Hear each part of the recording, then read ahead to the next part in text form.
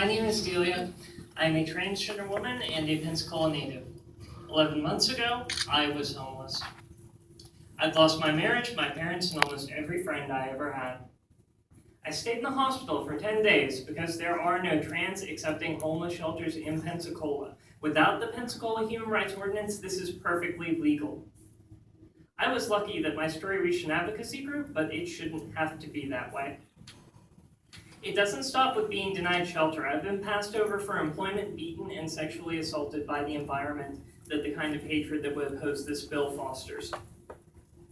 Transphobic discrimination and violence are part of our everyday lives, but I'm still lucky. I'm not one of the 25 US citizens who've been murdered for their transness just this year.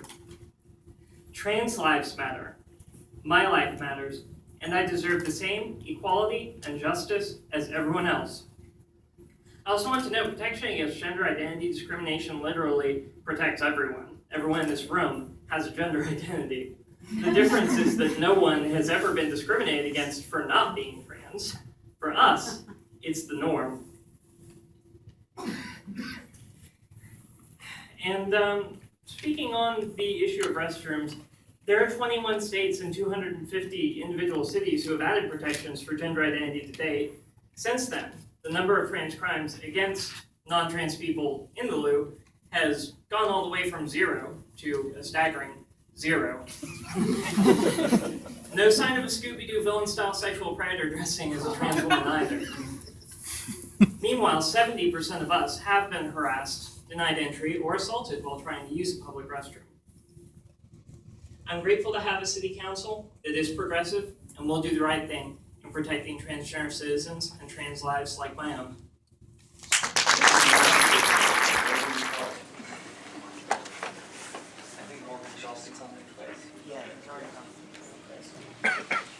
Good evening, council members. My name is Catherine Jones. I'm not going to address some of the absurd objections to this HRO that has been proposed. I'm here today to speak to you as a human rights advocate local to Pensacola, a minister, and a transgender woman. There are too many forgotten people in Pensacola, people who are marginalized and discriminated against for who they are. It doesn't matter why they're discriminated against, only that they are. Many become homeless and are seen on our streets every day trying to survive. We've all read the words, homeless veteran, anything helps, God bless. We can fix this, and we have to, or it becomes our fault. There are people in this city who want to work, but no one will let them. They want roofs over their heads and food to eat, with programs designed to help them often turn them away. Some of them go to homeless shelters and are told they can't have that empty bag because of who they are. Some of them finally find work by pretending to be someone they're not, and they live in fear that they could be fired at any time just because of who they are. Even when they can afford health care, doctors, people who swore to do no harm, tell them, we don't take patients like you. So they go without. I spend every day of my life helping people who wouldn't need my help if their rights were protected by a comprehensive human rights ordinance. I find them the few jobs that will accept them, and send them to the fewer than 6 doctors in Pensacola who will treat them. I have them pack a duffel bag and sleep on someone's couch, sometimes my own, and they lose everything they have for no good reason. And I cry when someone takes their own life because they think no one cares. Pensacola Human Rights Ordinance will show them that you care, and it will save lives. Every day we delay to discuss some inconsequential detail is another day that someone might not wake up in the morning, as some of the people have spoken to tonight. Let's take a stand, all of us, as quickly as possible. Good evening, and thank you for this opportunity, and thank you for enduring the long night that this is turning into.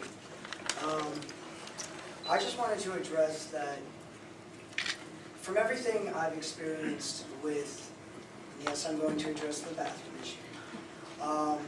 It is much more of an appearance bias. It is something that I, as a trans man, which would be a female to male, the opposite of a trans woman, I don't suffer a lot of the appearance-based discrimination that some of my fellow trans women do, because I pass very well. That is to say, I did get that kind of discrimination from about the age of 14 to about the age of 28, before I started transitioning. I have always looked like this. I have had no surgery. My identification, I am still legally female, and I have a female name, legally. Though I have not lived as a female in over 4 years. I spent a period of about 3.5 years on hormones. I'm not currently on hormones because I gave a form. But I have no problems. Everyone in my life takes me as a male. And fortunately for me, but unfortunately for many of the people I try to help and support in my community that are male to female and those that are trans women, they go through this every day. The same things I went through in my past.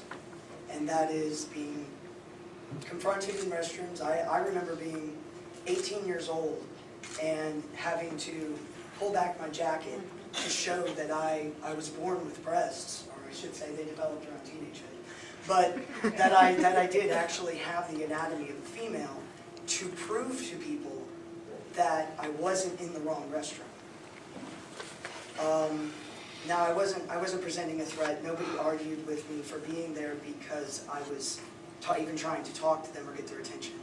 But I apologize. Thank you.